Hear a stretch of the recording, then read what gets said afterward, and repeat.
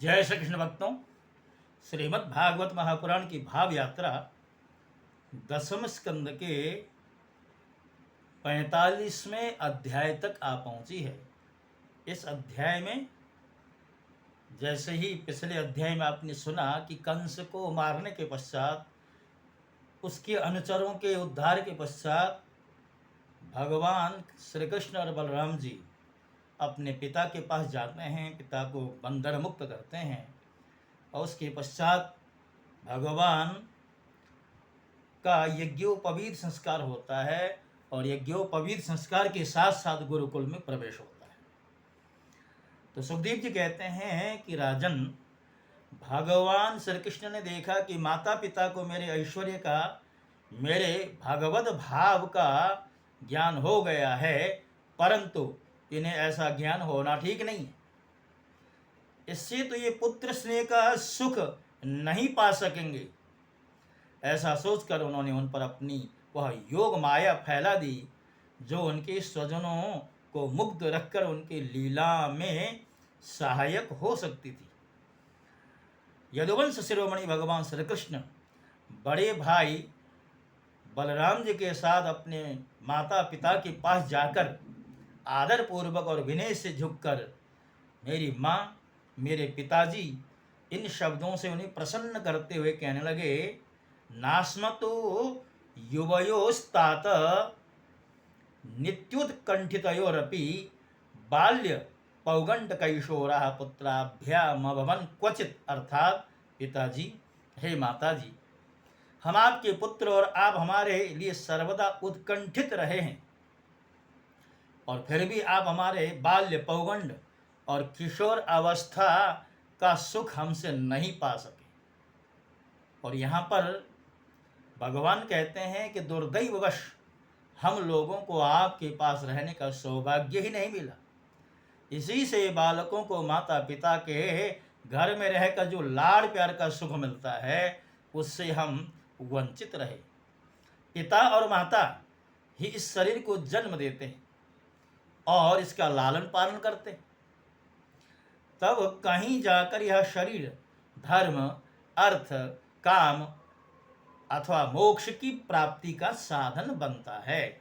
यदि कोई मनुष्य 100 वर्ष तक जीकर माता पिता की सेवा करता रहे, तब भी वह माता पिता के उपकार से कभी उऋण नहीं हो सकता। जो पुत्र सामर्थ्य रहते भी अपने माता पिता की शरीर और धन से सेवा नहीं करता, उसके मरने पर यमदूत उसे उसके अपने शरीर का मांस खिलाते हैं। मातरम पितरम वृद्धम भार्याम साध्वीम सुतम शिशुम गुरुम विप्रम प्रपन्नम च कल्पो बिभ्रत स्वसन्मृतः। अर्थात जो पुरुष समर्थ होकर अपने बूढ़े माता पिता, सती पत्नी, बालक, संतान, गुरु, ब्राह्मण और शरणागत का भरण पोषण नहीं करता, वह जीता हुआ भी मुर्दे के समान है। पिताजी, हमारे इतने दिन व्यर्थ ही बीत गए, क्योंकि कंस के भय से सदा उद्विग्न चित्त रहने के कारण हम आपकी सेवा करने में असमर्थ रहे। मेरी माँ और मेरे पिताजी, आप दोनों हमें क्षमा करें। हाय, दुष्ट कंस ने आपको इतने कष्ट दिए, परंतु हम परतंत्र रहने के कारण आपकी कोई सेवा शुश्रूषा नहीं कर सके। सुखदेव जी कहते हैं, राजन, अपनी लीला से मनुष्य बने हुए विश्वात्मा श्री हरि की उस वाणी से मोहित हो देवकी वसुदेव ने उन्हें गोद में बिठा लिया और हृदय से चिपकाकर परमानंद प्राप्त किया। राजन, वे स्नेह पाश से बंधकर पूर्णतः मोहित हो गए और आंसुओं की धारा से उनका अभिषेक करने लगे। यहाँ तक कि आंसुओं के कारण गला रुध जाने से कुछ भी न बोल सके। देवकी नंदन भगवान श्री कृष्ण ने इस प्रकार अपने माता पिता को सांत्वना देकर अपने नाना उग्रसेन को यदुवंशियों का राजा बना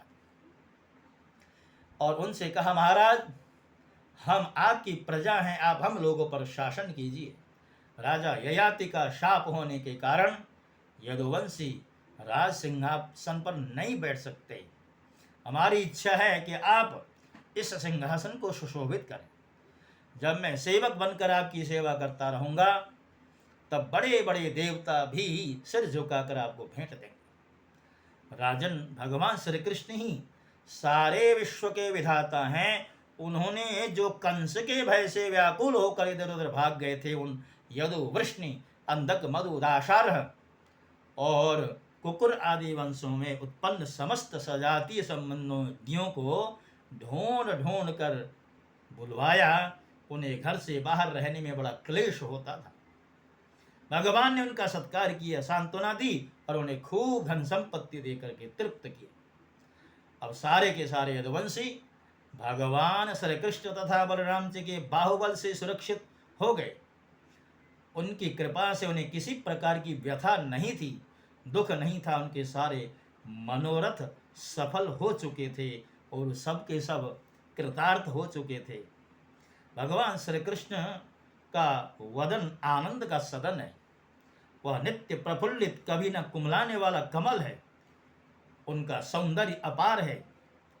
सदैव हास और चितवन उस पर सदा नाचती रहती है। मथुरा के वृद्ध पुरुष भी युवकों के समान अत्यंत बलवान और उत्साही हो गए थे, क्योंकि वे अपने नेत्रों के दोनों से बार बार भगवान के मुखारविंद का अमृतमय मकरंद पान करते थे।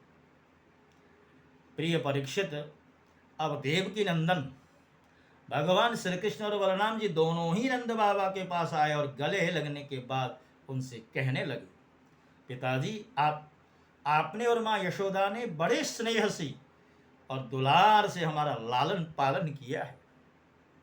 इसमें कोई संदेह नहीं कि माता पिता संतान पर अपने शरीर से भी अधिक स्नेह करते हैं।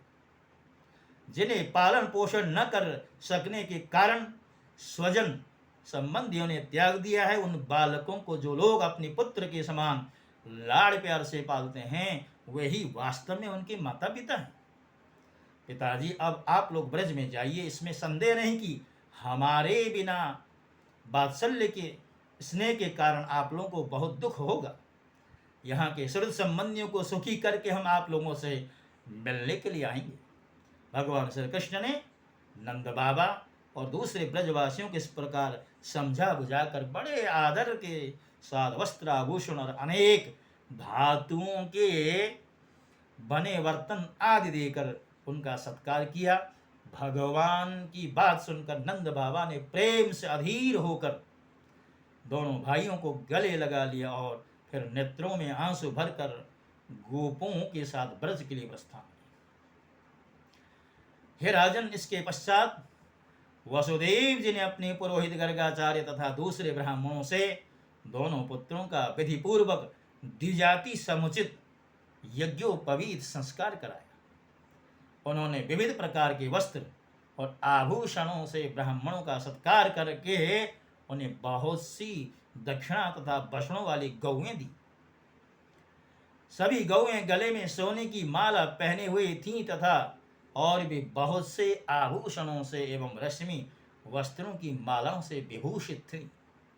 महामती वसुदेव ने भगवान श्री कृष्ण और बलराम जी के जन्म नक्षत्र में जितनी गौएं मन ही मन संकल्प करके दी थी, उन्हें पहले कंस ने अन्याय से छीन लिया था। अब उनका स्मरण करके उन्होंने ब्राह्मणों को फिर से वे गौएं दे दी। इस प्रकार यदुवंश के आचार्य गर्ग जी से संस्कार कराकर बलराम जी और भगवान श्री कृष्ण द्विजत्व को प्राप्त हुए। उनका ब्रह्मचर्य व्रत अखंड तो था ही, अब उन्होंने गायत्री पूर्वक अध्ययन करने के लिए नियमतः स्वीकार किया। श्री कृष्ण और बलराम जगत के एकमात्र स्वामी हैं, सर्वज्ञ हैं। सभी विद्याएं उन्हीं से निकलती हैं। उनका निर्मल ज्ञान स्वतः सिद्ध है, फिर भी उन्होंने मनुष्य की लीला करके उसे छिपा रखा था। अब ये दोनों गुरुकुल में निवास करने की इच्छा से काश्यप गोत्री सांदीपनी मुनि के पास गए, जो अवंतीपुर अर्थात उज्जैन में रहते थे। वे दोनों भाई विधिपूर्वक गुरु जी के पास रहने लगे। उस समय वे बड़े ही सुसंयत अपनी चेष्टाओं को सर्वथा नियमित रखे हुए थे। गुरुजी तो उनका आदर करते ही थे, भगवान श्री कृष्ण और बलराम जी भी गुरुजी की उत्तम सेवा कैसे करनी चाहिए इसका आदर्श लोगों के समक्ष रखते हुए सेवा करने लगे। गुरुवर सांदीपनि जी उनकी शुद्ध भाव से युक्त सेवा से बहुत प्रसन्न हुए। उन्होंने दोनों भाइयों को 6 अंग और उपनिषदों के सहित संपूर्ण वेदों की शिक्षा दी। इनके अतिरिक्त मंत्र और देवताओं के साथ धनुर्वेद, मनुस्मृति आदि धर्मशास्त्र, मीमांसा आदि वेदों का तात्पर्य बतलाने वाले शास्त्र, तर्क विद्या, न्याय शास्त्र आदि की भी शिक्षा दी। राजन, भगवान श्री कृष्ण और बलराम सारी विद्याओं के प्रवर्तक हैं। इस समय केवल श्रेष्ठ मनुष्य का से व्यवहार करते हुए वे अध्ययन कर रहे थे। उन्होंने गुरुजी के केवल एक बार कहने मात्र से सारी विद्याएं सीख ली। केवल 64 दिन रात में संयमी शिरोमणि दोनों भाइयों ने 64 कलाओं का ज्ञान प्राप्त कर लिया। इस प्रकार अध्ययन समाप्त होने पर उन्होंने सांदीपनि मुनि से प्रार्थना की कि आपकी जो इच्छा हो गुरु दक्षिणा के रूप में मांग लीजिए। महाराज सांदीपनि मुनि ने उनकी अद्भुत महिमा और अलौकिक बुद्धि का अनुभव कर लिया था, इसलिए उन्होंने अपनी पत्नी से सलाह करके यह गुरु दक्षिणा मांगी कि प्रभास क्षेत्र में हमारा बालक समुद्र में डूब कर मर गया था, उसे तुम लोग ला करके दो। बलराम जी और श्री कृष्ण का पराक्रम अनंत था, दोनों ही महारथी थे। उन्होंने बहुत अच्छा कहकर गुरु जी की आज्ञा स्वीकार की और रथ पर सवार होकर प्रभास क्षेत्र में गए। समुद्र तट पर जाकर क्षण भर बैठे रहे। उस समय यह जानकर के कि ये साक्षात परमेश्वर हैं, अनेक पूजा की सामग्री लेकर समुद्र उनके समक्ष उपस्थित हो गए।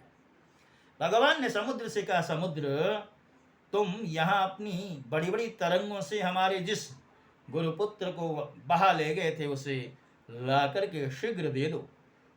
मनुष्य वेशधारी समुद्र ने कहा, देवाधिदेव श्री कृष्ण, मैंने उस बालक को नहीं लिया। मेरे जल में पंचजन नाम का एक बड़ा भारी दैत्य जाति का असुर शंख के रूप में रहता है, अवश्य ही उसी ने वह बालक चुरा लिया होगा। समुद्र की बात सुनकर भगवान तुरंत ही जल में जा घुसे और शंखासुर को मार डाला, परंतु वह बालक उसके उदर में नहीं मिला। तब उसके शरीर का शंख लेकर भगवान रथ पर सवार होकर चले आए। वहां से बलराम जी के साथ श्री कृष्ण ने यमराज की प्रिय पुत्री पुरी संयमनी के साथ श्री कृष्ण ने यमराज की प्रिय जो पुरी है, जिसको संयमनी पुरी यहाँ पर कहा गया है, वहाँ जाकर के जो शंखासुर को मार करके जो शंख उत्पन्न किया गया था, उसी शंख को यमराज की पुरी में, जिसका नाम संयमनी पुरी था, वहाँ जाकर के बड़े जोर से उस शंख को बजाया। और जैसे ही यमपुरी में जाकर के शंख बजाया, यमराज ने भगवान का स्वागत सत्कार किया और भगवान की पूजा की। नम्रता से झुककर समस्त प्राणियों के हृदय में विराजमान सच्चिदानंद स्वरूप भगवान श्री कृष्ण से कहा, लीला से ही मनुष्य बने हुए सर्वव्यापक परमेश्वर, आप दोनों की मैं क्या सेवा करूं। भगवान कहते हैं, यमराज, यहाँ अपने कर्म बंधन के अनुसार मेरा गुरुपुत्र लाया गया है, तुम मेरी आज्ञा स्वीकार करो और उसे तत्काल मुक्त कर दो, मुझे दे दो। यमराज ने जो आज्ञा कहकर भगवान का आदेश स्वीकार किया और उनका गुरुपुत्र ला करके दिया। तब यदुवंश शिरोमणि भगवान श्री कृष्ण और बलराम जी उस बालक को लेकर उज्जैन लौट आए, अवंतिकापुरी, और उसे अपने गुरुदेव को सौंप कर कहा, आप और भी कुछ मांगना चाहें तो मांग सकते हैं। गुरुजी ने कहा, पुत्र, तुम दोनों ने भली भांति गुरु दक्षिणा दी, अब और क्या चाहिए। जो तुम्हारे जैसे पुरुषोत्तमों का गुरु है, उसका कौन सा मनोरथ अपूर्ण रह सकता है। वीरों, अब तुम दोनों अपने घर जाओ, तुम्हें लोगों को पवित्र करने वाली कीर्ति प्राप्त हो। तुम्हारी पढ़ी हुई विद्या इस लोक और परलोक में सदा नवीन बनी रहे, कभी विस्मृत न हो। परीक्षित, फिर गुरु जी से आज्ञा लेकर वायु के समान वेग और मेघ के समान शब्द वाले रथ पर सवार होकर दोनों भाई मथुरा लौट आए। समनंदन प्रजा सर्वा दृष्ट्वा राम जनार्दनौ अपश्यन्त्यो बहुहानि नष्ट लब्ध धना इव। अर्थात मथुरा की प्रजा बहुत दिनों तक श्री कृष्ण और बलराम को न देखने से अत्यंत दुखी हो रही थी। अब उन्हें आया हुआ वेग सब के सब परमानंद में मग्न हो गए, मानो खोया हुआ धन मिल गया हो। भक्तों, इसी के साथ साथ दसम स्कंद का जो 45वां अध्याय है, इसको हम यहाँ पर विश्राम दें। और जैसा कि आप जानते ही हैं, हम प्रतिदिन एक ही अध्याय की श्रृंखला बना करके आपकी सेवा में प्रस्तुत करते हैं। तो आज की श्रृंखला पूर्ण हो चुकी है, आपसे विदा होता हूँ और इसी अपेक्षा के साथ कि हमारे चैनल को अवश्य में सब्सक्राइब करें, बेल का बटन ऑन कर दें, लाइक का बटन दबा दें। इन्हीं प्रार्थनाओं के साथ आपसे विदा होता हूँ। जय श्री कृष्ण। ओम नमो भगवते वासुदेव।